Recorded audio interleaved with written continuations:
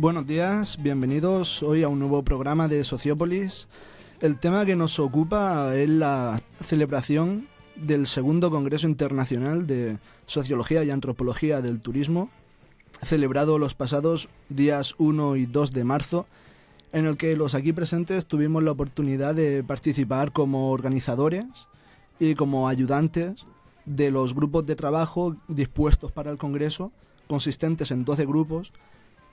Iban desde turismo y alimentación, turismo y deporte, turismo y urbanismo, turismo y patrimonio, turismo y medio ambiente, etcétera, etcétera. Recursos humanos, no lo olvides. También había teoría y metodología de la investigación social aplicada al turismo, en fin, habían 12 grupos de trabajo con 12 temáticas diferentes. Así que para empezar el día de hoy, ¿qué os parece si entramos a comentar muy someramente en qué consiste la sociología del turismo como disciplina? Sí, vale. La sociología del turismo como a lo mejor subdisciplina o sociología aplicada a un concepto o una realidad de la sociedad vendría a ser pues una mirada crítica de las consecuencias y motivaciones sociales que tiene lo que es el hecho turístico.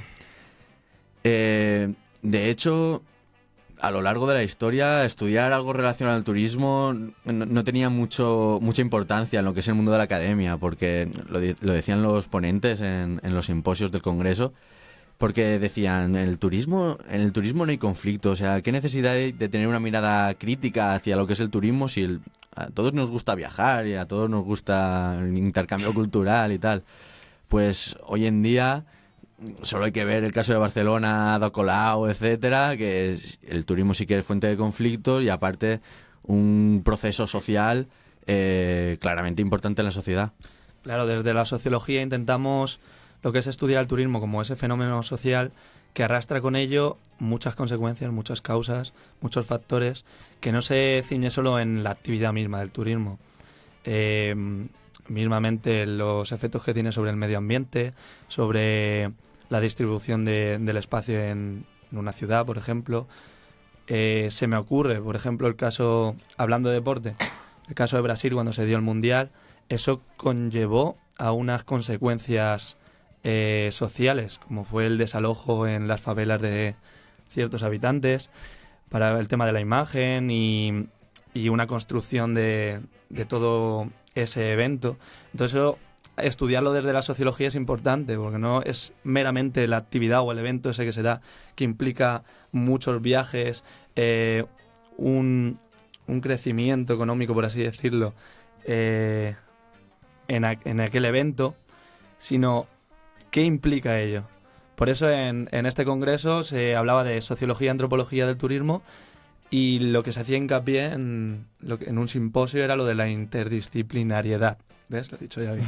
Claro, el turismo como objeto de estudio, pero como un objeto de estudio que no es propiedad ni de la sociología, ni de la antropología, ni de la geología, ni nada, sino como algo multidisciplinar, que todas las disciplinas de las ciencias sociales tienen que atacar desde sus distintas perspectivas para poder dar una visión lo que es holística de lo que es el hecho turístico. En ese sentido, ¿qué creéis que puede aportar la sociología al estudio del turismo que no aporten ya otras disciplinas, como puede ser, por ejemplo, la economía? Sí, no, de hecho, lo dijo también una politóloga, que al fin y al cabo la politología pues es lo que es el hecho del poder, el hecho político, la sociología es algo como más social, ¿no?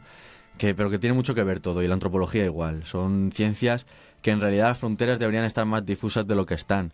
Y como decía Mantecón, nuestro profesor y organizador, director de lo que es el Congreso, sí, presidente del Congreso, lo dijo, aquí no queremos ver la etiqueta de qué ciencia en lo que estés graduado, sino hay algo importante, hay algo interesante que decir o no lo hay. Me da igual que sea desde la economía, la politología o la sociología.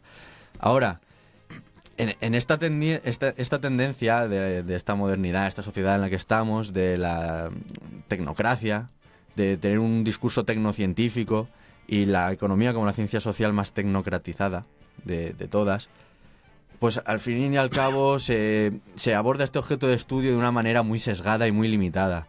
Y entre sus parámetros de estudio, que son ciegos al resto de variables que podemos aportar desde otras ciencias, al final lo que desemboca es en verdaderas aberraciones y cuestionamientos del conocimiento experto, del conocimiento técnico, de por qué ha salido mal si esto en mi trabajo, en mi investigación había salido perfecto.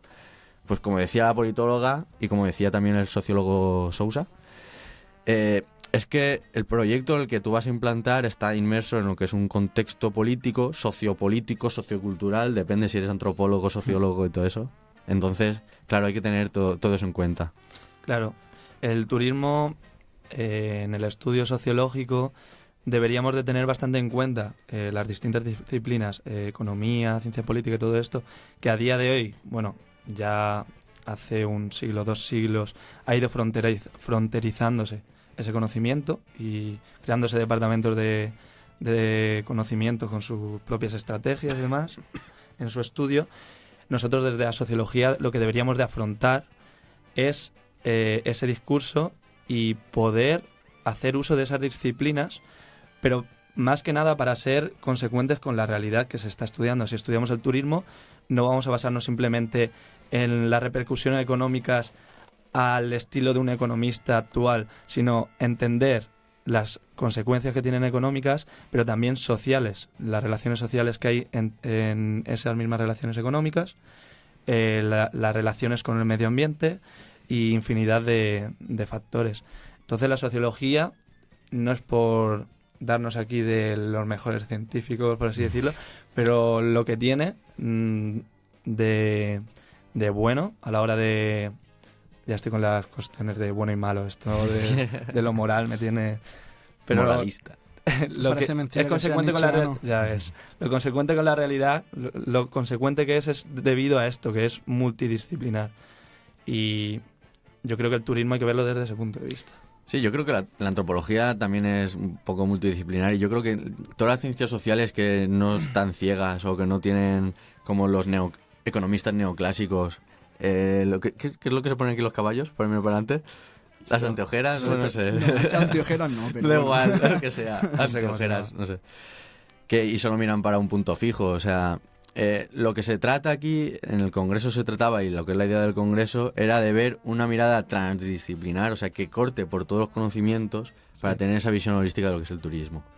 De hecho, hay una frase que me gusta mucho, que era de un artículo que nos recomendó Aledo para la asignatura, que hablaba algo así, decía como que es preferible una respuesta aproximada de lo que es el objeto que estamos estudiando en su conjunto, que una respuesta súper precisa, intentando ser exacto de ese objeto de estudio. Muchas veces eso conlleva un sesgo ideológico, en cierto sentido, el reducir todo a una cuestión económica.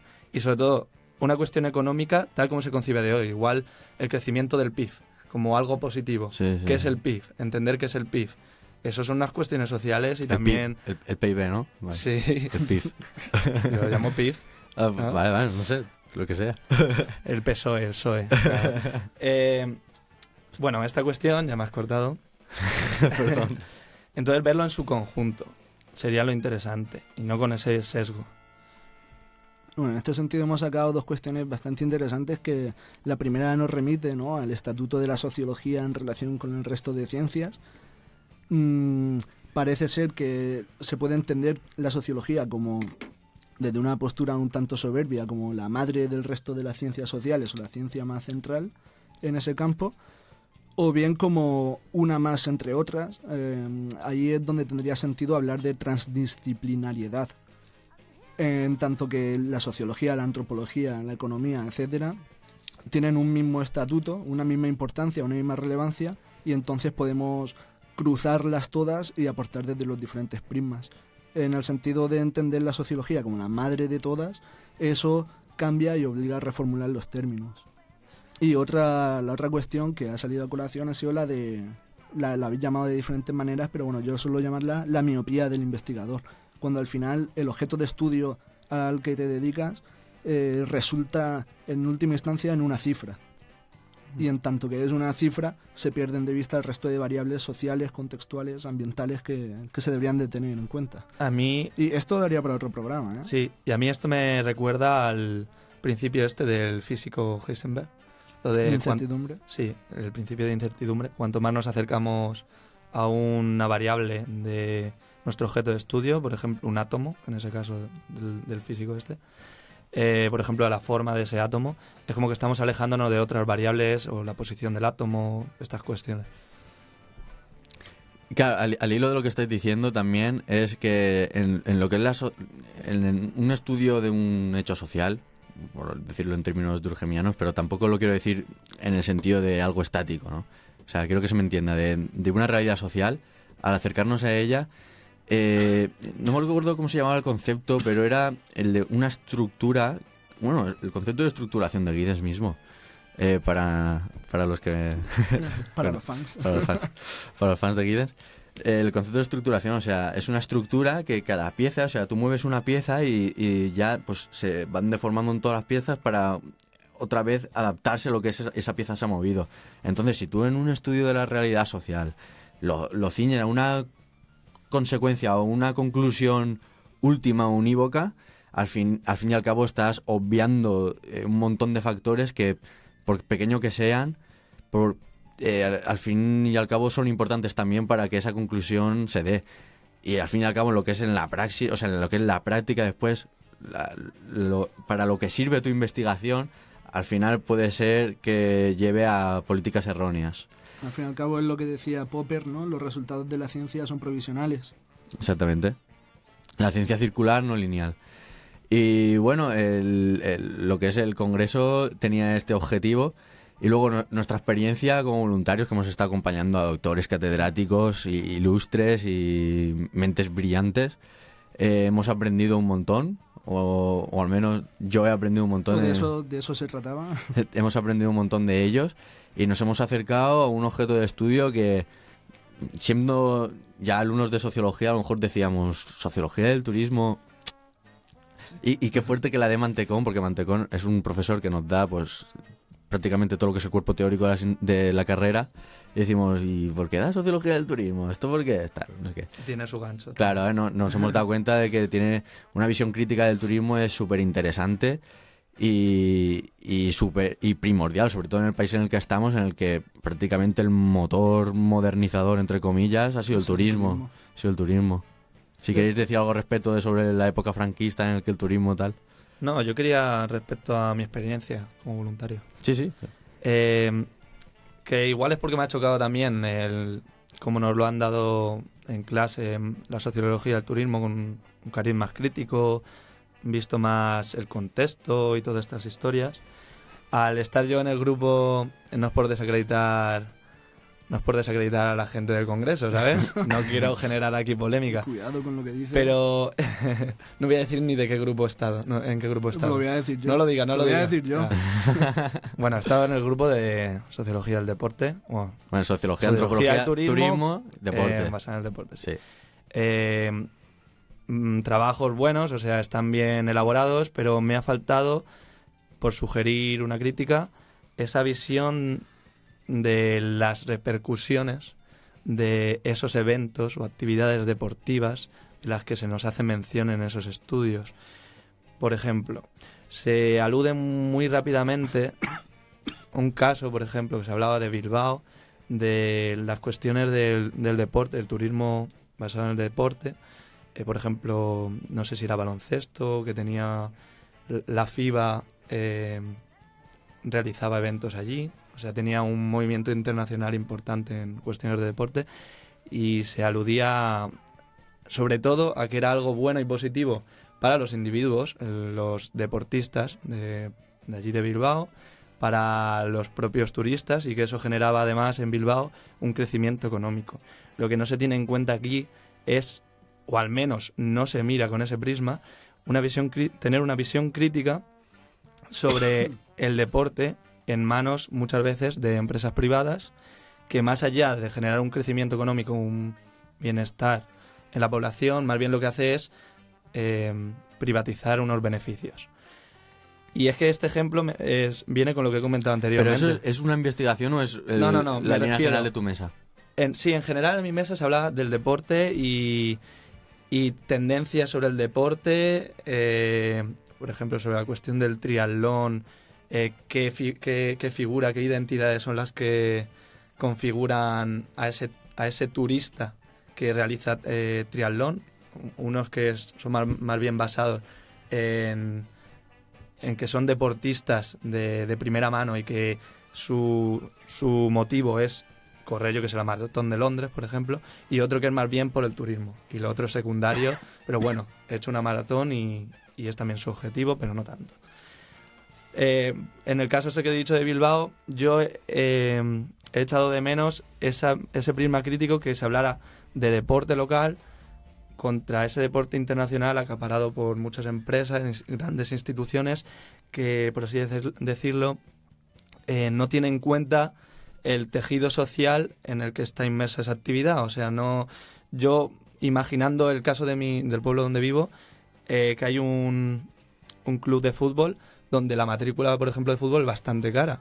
Y yo qué sé, me veo a un joven que no puede pagarse ayer porque quiere jugar al fútbol y no puede pagárselo.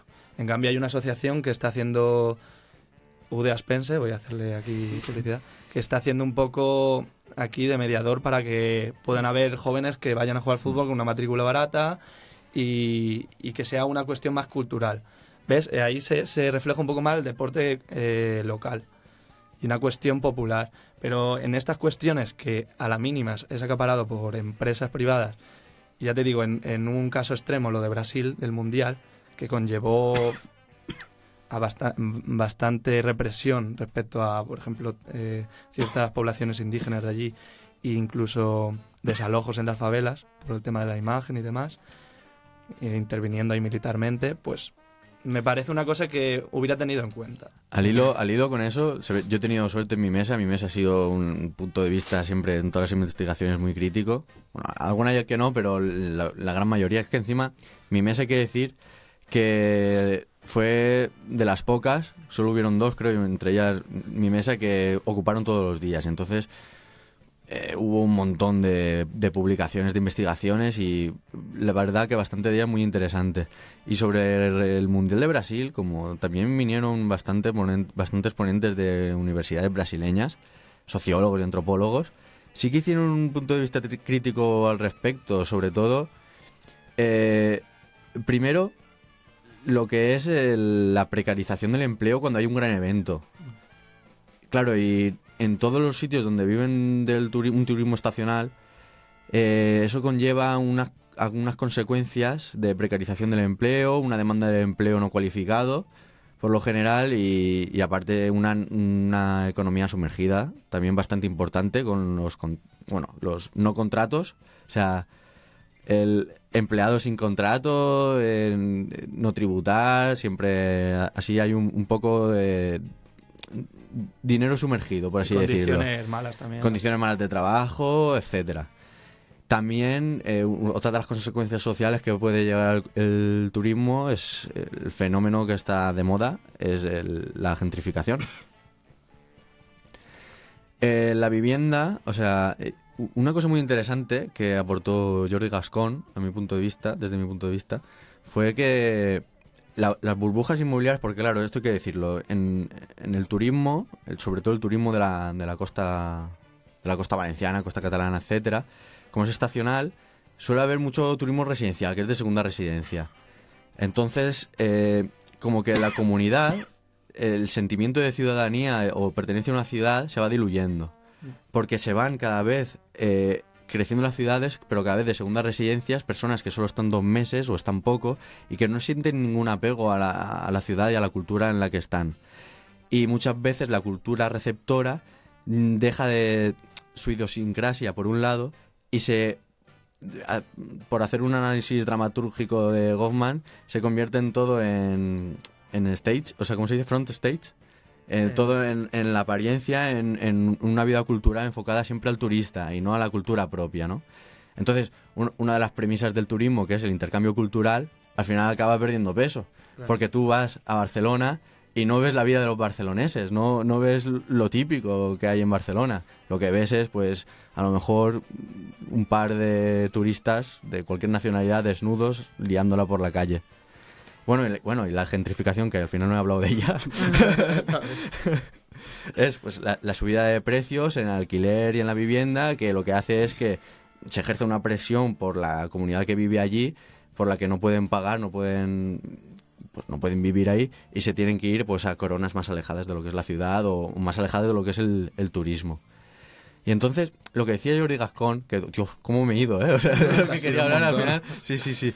Lo que decía Jordi Gascón es que no es una cosa de oferta y demanda, no es que vengan muchos turistas y entonces haya una escasez de vivienda. Siempre sobra vivienda. Lo que dice él es que cuando un vendedor vende algo por 10 en vez de por 5, que es lo que se estaba vendiendo, al final lo que crea es que el resto se vuelva a vender, se pongan a vender a 10, porque van a haber turistas que con un poder adquisitivo más alto, porque el turismo residencial suele ser de norte a sur, es decir, de los más ricos a los más pobres, porque la vivienda es más barata. Entonces lo que pasa es que se crean un montón de viviendas vacías y las personas que viven ahí no pueden permitirse la vivienda. Bueno, en el caso de mi mesa seguiría por tu línea, pero el tiempo de programa corre. En cuanto a mi mesa, ocurrió un poco como en el caso de Antonio. El tema de mi grupo de trabajo era turismo, innovación y tecnología, y tal vez precisamente el mismo tema ya conllevaba cierto enfoque tecnocrático implícito.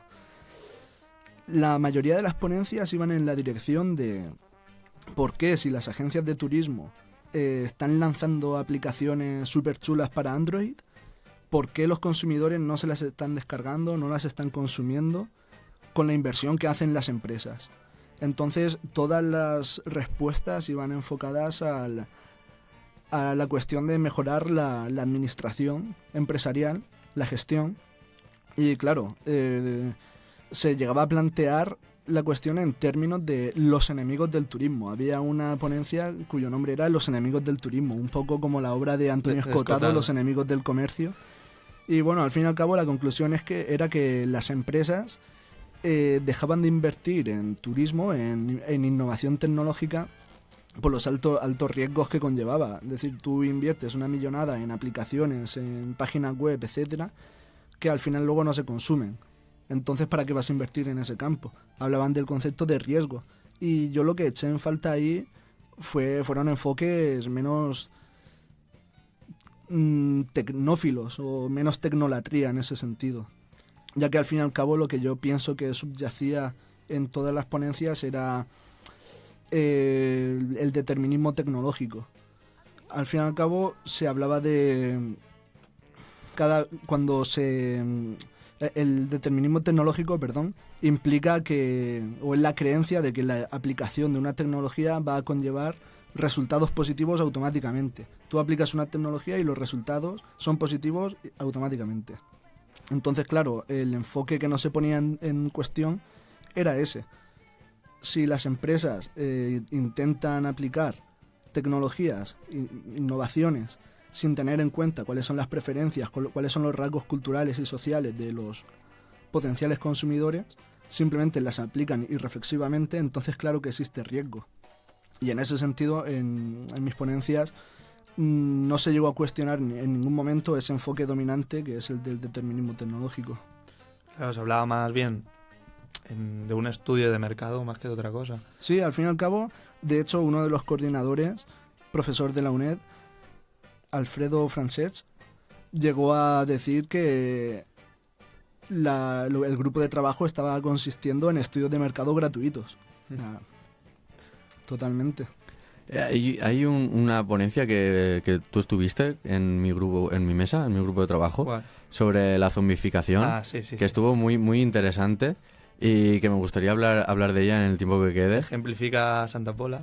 Sí, por ejemplo, muy interesante. los espacios, claro, porque la zombificación de los espacios se refiere a eso, o sea, los zombies ni son vivos ni son muertos, son los no muertos pero que tampoco están vivos. Sí. Entonces, muchos espacios que se crean desde una mirada miope en el pensamiento o en los expertos técnicos o el conocimiento técnico, Y lo que hace pues son auténticas aberraciones de espacio, que con una visión siempre productivista y de crecimiento económico, que eso es otra cosa interesante sobre la vulnerabilidad y el crecimiento económico. No es lo mismo el desarrollo que el crecimiento económico. Eso os habló mucho también en la mesa de trabajo. Porque claro, se hablaba del turismo como motor de crecimiento económico del PIB, pero luego no se ve que el turismo muchas veces lo que hace es aumentar la precarización, muchas veces el PIB que sube no es el de los más... no siempre se socializa, o sea, nunca se socializa, siempre al fin y al cabo acaban, pues con esto de la tendencia al monopolio del capitalismo, pues al final acaba en pocas manos, ¿no? Y me pareció muy interesante porque, por ejemplo, en Santa Pola tenemos lo que es el centro comercial, que es un espacio zombie. Es un espacio zombie totalmente porque al principio se aplaudió un montón. Es un proyecto, creo que se fue en el 2008, 2009, no me acuerdo, incluso antes, a lo mejor 2007. Pero que ahora mismo está prácticamente abandonado y es muy estacional. O sea, solo se llena en verano, ni siquiera en Semana Santa, ni los fines de semana. Y hay muchos ejemplos de esos y... Sí, lo de los espacios zombies pareció bastante interesante. Yo la verdad es que Alicante no conozco mucho, pero el tema de la cuestión de Panoramix también es un sitio bastante vacío, ¿no? En la Ciudad de la Luz también, a lo mejor. Y igual en su día pues fue un proyecto pues para crecer económicamente y generar turismo, pero realmente son sitios zombies. A veces pueden que estén llenos en ciertos momentos concretos, pueden ser en verano donde hay más flujo de turismo, flujo turístico, pero en general la mayor parte del año está vacío. Y otra cosa que quería aportar aquí a la mesa, por si tenéis algo que comentar, es el hecho de que el turismo... perdonadme. Quería hablar del turismo y quería... de esta ponencia, un momento. Tenemos aquí el programa. No hay problema. Vamos a meter un poco de relleno mientras lo busca José Manu. Bueno, José Manu antes me ha dicho que meta relleno cuando no hubiera alguien hablando, entonces... Sí, sobre el desarrollo y la vulnerabilidad también. O sea, muchas veces... ¿Sigue metiendo relleno? Vale, y eso estamos hablando de los espacios zombies, ¿no? Sí, quería hablar. En las regiones pobres, o sea, también el movimiento contestatario que hay sobre el turismo. O sea, las poblaciones que reciben mucho turismo, al fin y al cabo, como sienten esa identidad y esa idiosincrasia cultural amenazada, al final acaba habiendo un movimiento contestatario muy fuerte, que es els veïns en perill d'extinció a Barcelona, a Ada Colau. Y entonces lo que hace es un proceso global, porque claro, siempre lo de la gentrificación pasa en todos los sitios, pasa en Londres, pasa en Alemania. Los daneses, o sea, Alemania es el sur de Dinamarca, y los alemanes se quejan de la gentrificación que el turismo danés les crea. Y en Londres son los millonarios los que están echando a los ricos y son los multimillonarios los que están echando a los millonarios de determinadas zonas de Londres. Y entonces, claro, es un proceso que tampoco hay que verlo en niveles de pobreza, es en niveles de vulnerabilidad, que es algo distinto a la pobreza. Y sobre los movimientos contestatarios, lo de Barcelona es el caso más polémico que hay hoy en día. Y esto algo que es algo global, ¿cómo afecta a una identidad, a un resurgimiento de la identidad local? Claro. Brevemente, antes de que acabe el tiempo del programa. No tengo nada que añadir. 20 segundos. Pues estoy de acuerdo contigo, también contigo en que quedan pocos segundos. 20 segundos. Sí. Y bueno, que al fin y al cabo, de todo esto que hemos comentado y todas las consecuencias y problemas que hay en torno a cuestiones turísticas, algo subyace. Lo dejo ahí en el aire. ¿Qué es lo que subyace? Lo veremos en la próxima parte. Sí. Bueno, pues hasta aquí el programa de hoy. Nos vemos dentro de 2 lunes con un programa sobre romanticismo, tal vez. ¿Alguna otra sugerencia? Feminismo, comunismo, romanticismo, Foucault. Veganismo, segunda parte. Foucaultismo. Pues hasta aquí el programa de hoy. Muchas gracias y nos vemos dentro de 2 semanas a la misma hora.